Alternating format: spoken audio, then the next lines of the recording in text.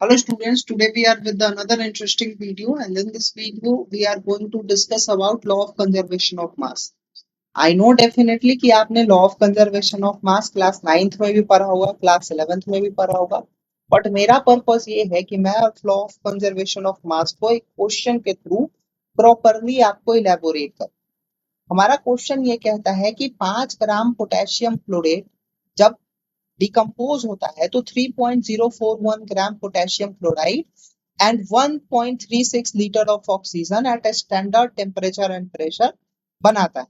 हमें दिखाना है कि ये पर्टिकुलर रिएक्शन जो है वो of law of conservation of mass को वे करता है with in the given limit that is plus minus 0.4%।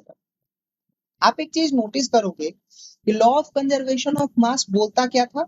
वो बोलता था कि ड्यूरिंग एन केमिकल रिएक्शन और ड्यूरिंग अ केमिकल प्रोसेस जो मैटर है वो ना तो क्रिएट किया जा सकता है ना डिस्ट्रॉय किया जा सकता है। कहने का मतलब है कि मान लो कि हमारे पास दो चीज ये रिएक्ट कर रहे हैं। सपोज करिए कि हमारे पास A प्लस बी रिएक्ट हो रहे हैं और हमारे पास यहाँ पे प्रोडक्ट के तौर पे C प्लस डी फॉर्म हो रहा है। तो यहाँ पे A प्लस बी क्या है? हमारे पास रिएक्टेंट है, तो जो भी मास ऑफ रिएक्टेंट होगा वो शुड बी इक्वल होना चाहिए किसके? मास ऑफ प्रोडक्ट के होना चाहिए डेफिनेटली। इस क्वेश्चन में भी तो कुछ ऐसा ही हो रहा है, that is potassium chlorate KClO3 decompose हो रहा है। तो क्या बन रहा है? हमारे पास पोटेशियम क्लोराइड प्लस में O2 बन रहा है। हमारे पास इसमें एक और क्लू गिवन है, दैट इज ये हमारे पास 5 ग्राम था और पोटेशियम क्लोराइड कितना है? 3.041 ग्राम है और ऑक्सीजन का मास न देकर हमारे पास क्या दे रखा है?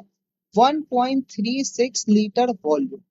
अब अगर law of conservation of mass को जस्टिफाई करना है तो हमारे पास दोनों तरफ मास होना चाहिए था, तभी तो हम मास ऑफ रिएक्टेंट और मास ऑफ प्रोडक्ट को इक्विवेलेंट प्रूव कर पाते।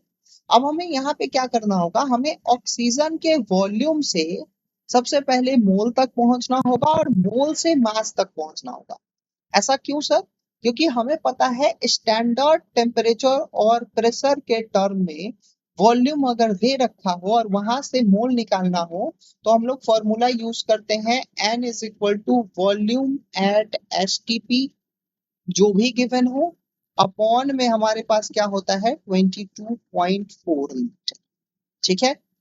अच्छा, एक और चीज, अगर हमें ये मास के टर्म में चाहिए होगा तो क्या होगा? N is equal to given mass upon molar mass. तो अगर मोल्स पता है, मोलर मास पता है, तो मास निकालना कठिन है क्या? बिल्कुल नहीं है। That is M is equal to number of moles into molar mass हो जाएगा। क्लियर है सर?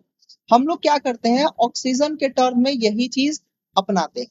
ऑक्सीजन का हमारे पास वॉल्यूम गिवन है तो मोल्स निकल जाएगा, दैट इज हमारे पास 1.36 अपॉन हम लोग क्या पुट कर सकते हैं यहाँ पे? 22.4। आप जब इसको कैलकुलेट करोगे तो आप सिंपली देख रहे हो कि हमारे पास 1.36 और 22.4 ये इवन नंबर्स है, तो 2 से कैलकुलेट कर दोगे तो ये कितना आ जाएगा? ये आ जाएगा हमारे पास 0.68 अपॉन ये हमारे पास आ जाएगा 11.2। ठीक है।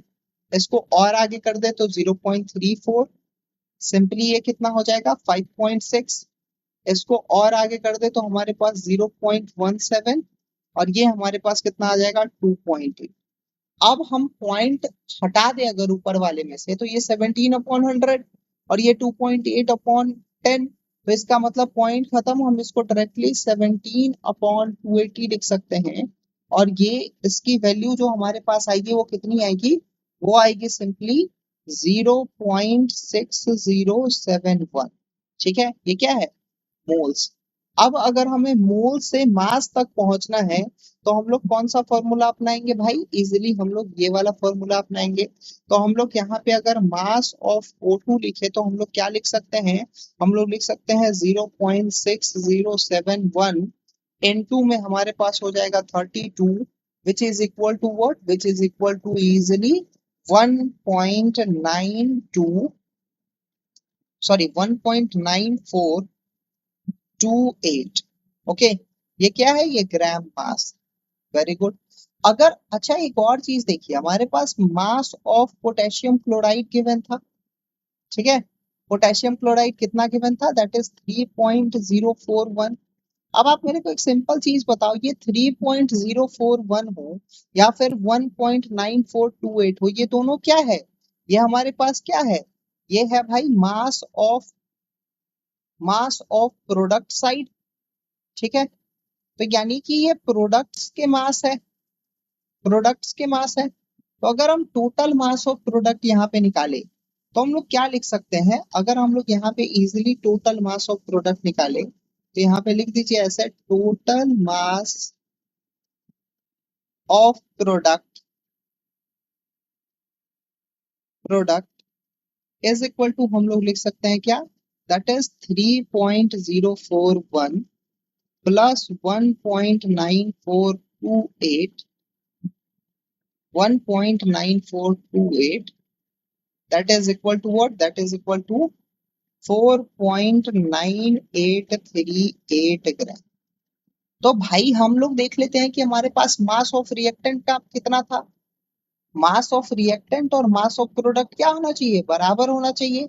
इसमें एक कंडीशन भी गिवन है, क्या कंडीशन गिवन है कि प्लस माइनस 0.4% का एरर तक चल सकता है, ठीक है, प्लस माइनस 0.4 तक का एरर जो है वो कंसीडर किया जा सकता है। अब मास ऑफ रिएक्टेंट 5 था भाई, 5 ग्राम, और ये हमारे पास आ रहा है कितना, 4.9838। अब आप क्या करोगे, आप देखोगे कि परसेंटेज एरर का फॉर्मूला क्या होता है। परसेंटेज एरर अगर आप निकाल रहे हो तो आप सिंपली लिख सकते हो कि इनिशियल मास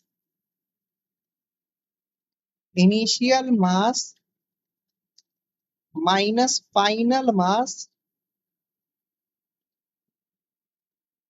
अपॉन हमारे पास क्या होगा, फिर से इनिशियल मास